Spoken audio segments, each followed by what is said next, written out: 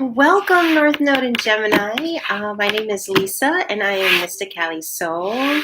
So, yes, we are doing North Nodes in, well, this is North Node in Gemini, but we're doing North Node channeling divine messages using tarot and oracle cards to kind of give you guys a sense of the energy that you're entering into, things that you might want to be mindful of or look out for, and, action to take.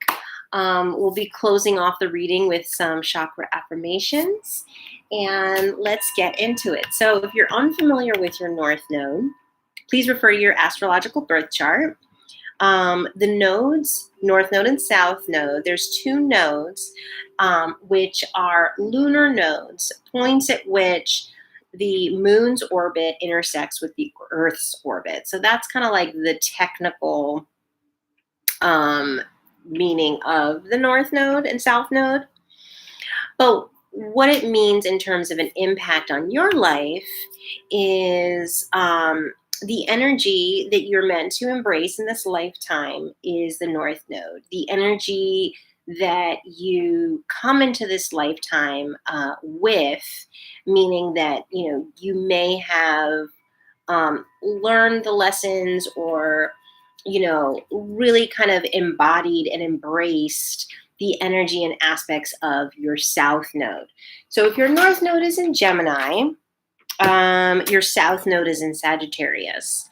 So just to kind of get a sense in terms of your personality or how this might express itself in your personality, if your South Node is in Sagittarius, that may be that you unconsciously express being casual, direct, enthusiastic, gregarious, spiritual, humorous, restless, and enjoying travel. So these may be aspects of yourself that you came into this lifetime with. It's not anything that you need to kind of learn. Whereas with the North Node, these are aspects that are just beyond your comfort zone and really like something that you pull towards you, like, a specific expression of who you are over time. Okay, so it is said that if you embrace the qualities of your North Node, that you may live a more fulfilling and purpose-driven life, which is never a bad thing. But again, don't be too hard on yourself if you find it challenging to embrace the North Node qualities, because again, these are some things that, you're going to have to learn and work with, like depending on other placements, it might be easier or harder. But yeah, so your North Node's in Gemini, that means that you may want to think about embracing the following: being adaptable, articulate, communicative, clever, curious, flexible, intellectual, lively, witty, talkative, versatile, changeable. So these are some of the qualities that may make your path a little bit more, not easy necessarily, but, you may find, that life opens up and, your purpose becomes a little bit more clear, once you're able to embrace these aspects of yourself. Okay, so that's kind of the breakdown of your North Node and your South Node. So let's get into the reading. So we're going to start with the Lenormand, and I'm using Under the Roses Lenormand. Okay, I didn't even ask anything yet. We are going to ask Spirit, our higher selves, our angels, ancestors, and spirit guides for timely and accurate messages for the North Node in Gemini. North Node in Gemini. What does North Node in Gemini need to hear right now? All right. So you got 3. Everybody else got 2, but we're going to just go with it. Okay, so we got the Snake,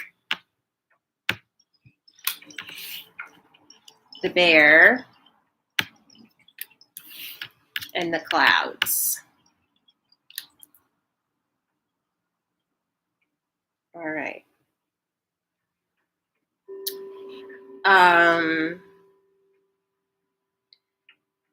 So there could be like and maybe like an overwhelming person in your life. Um,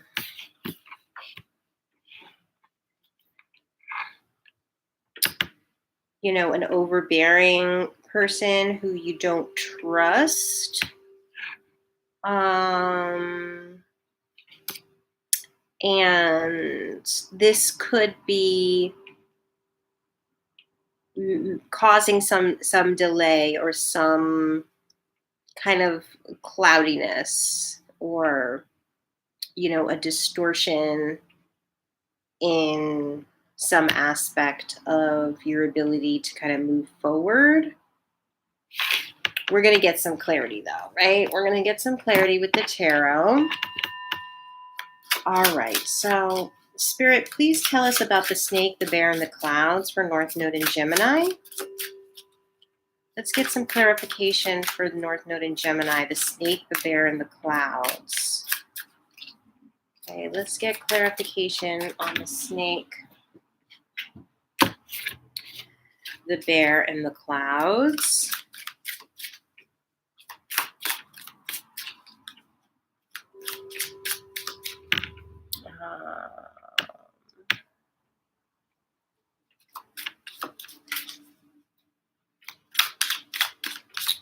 Yeah, it's kind of feels like this may be shaking your confidence and making you feel doubtful or worrisome.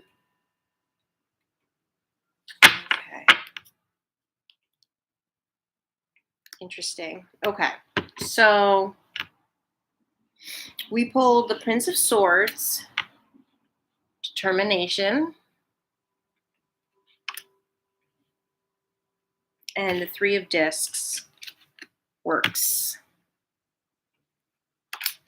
All right. So this kind of feels like Spirit telling you that you're going to, the best thing to do is, not ignore.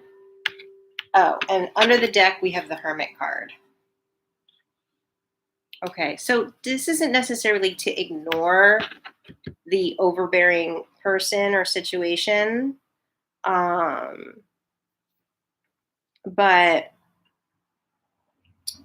don't let them distract you from you. Don't let the situation distract you from your purpose, from your goals. Clouds are only temporary, right? So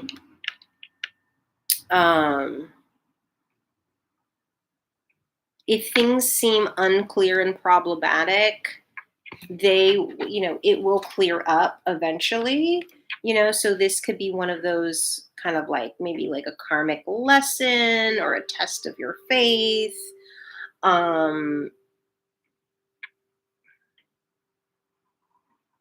But they're not worth your time. They're not worth your energy.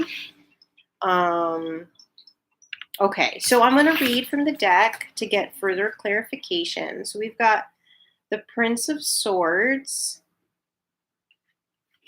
The Prince of Swords is opinionated, direct, and also smart, focused, and efficient.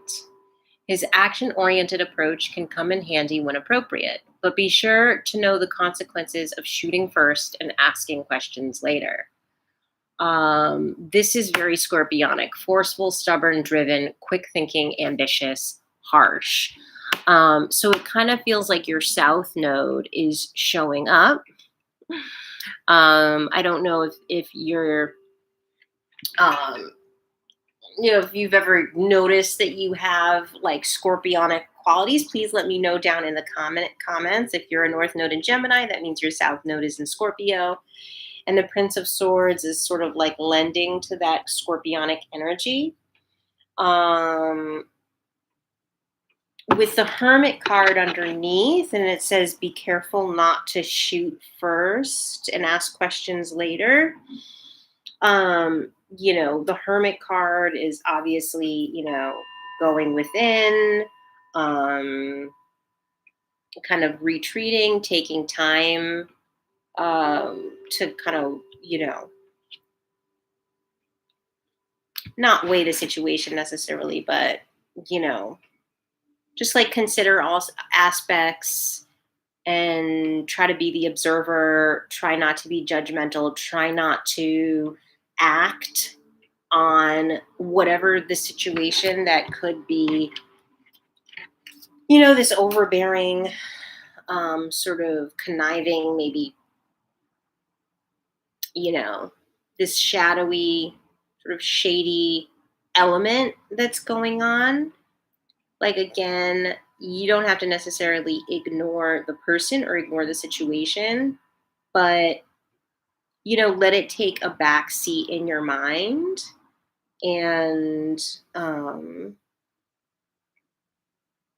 don't allow your shadow self or your ego to dictate in the situation. Okay. So the Three of Discs, let's see what it says about the Three of Discs. So in this deck, the discs are the pentacles, obviously.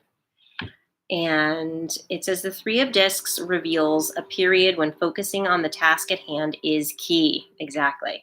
Achievements in your work life are attainable, especially in terms of a collaboration or an important project. Stay persistent and embrace the skills of others as well as your own. Learning, teamwork, skills, goals, projects, ambitions. So, this could be somebody at work. This could also be somebody at home, or, a family member or a friend who's kind of like taking up a lot of your energy and you're not really clear on how to proceed with them. But yeah, with the determination of the works card, this is like really about kind of staying focused on what's important and not allowing your ego and not allowing your shadow to take over and dominate. Because that'll, I think, make the situation not so good. Okay, so we're going to move forward with the wild unknown animal spirit. We're going to get some actions that you can take or energy that you can embrace. That's too many. Okay, so what are some actions? Okay, that was quick.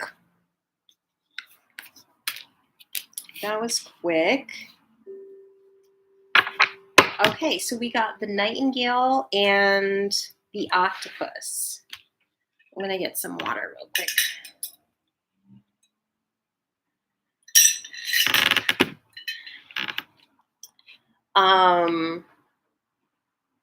Interesting. Okay. So the nightingale is singing his little tune. The blue represents the throat chakra, and obviously the singing also would represent the throat chakra. It's almost as if the nightingale is speaking to the universe. And, very clear in what it is speaking or why it's speaking. So, again, I'm kind of hearing like just being clear on what you want to say and coming from the right space, like not just speaking for the sake of speaking. You don't want your words to get misconstrued. So now is not the time to just kind of like recklessly say things, especially since they're, career-wise, there could be a beneficial collaboration or some sort of, project that involves, being a team member. So,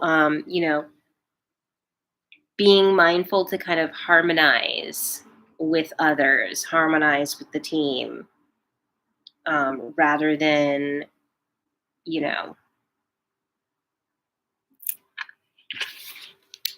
like just, getting what you want, right? Or like, you know, focusing on what you need in the situation. Like this could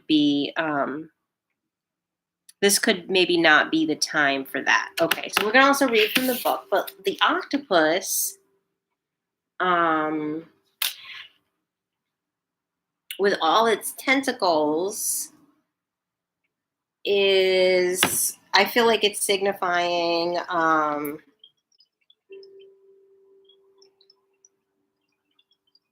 trying to grasp the situation, especially considering, like, with the clouds, um the clouds, like, so something's obscured, something's not clear, you know so the octopus could also mean like trying to get a handle on what's going on, so like kind of throwing everything against the wall and seeing what sticks.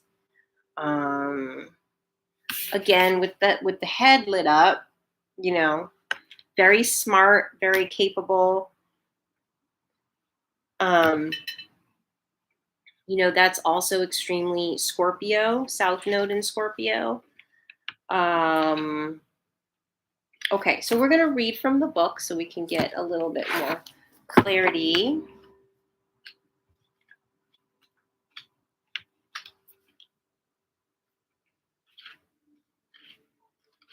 Okay.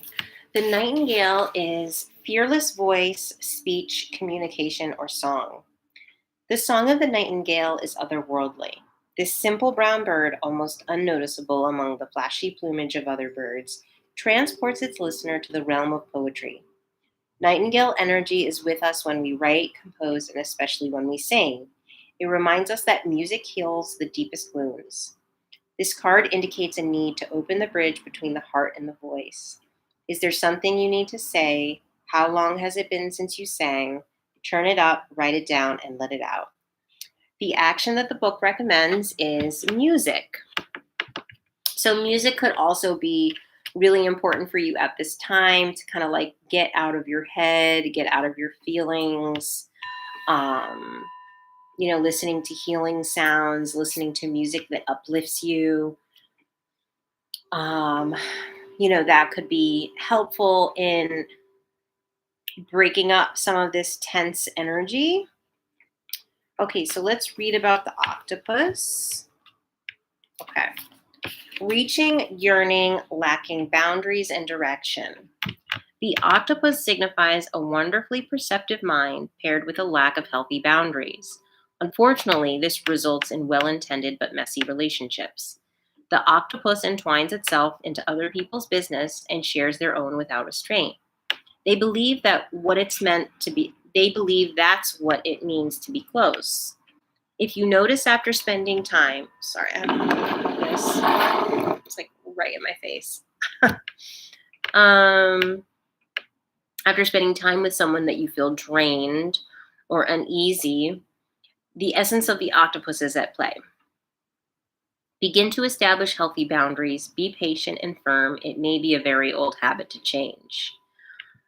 So the action that the book recommends is space to oneself and talk therapy.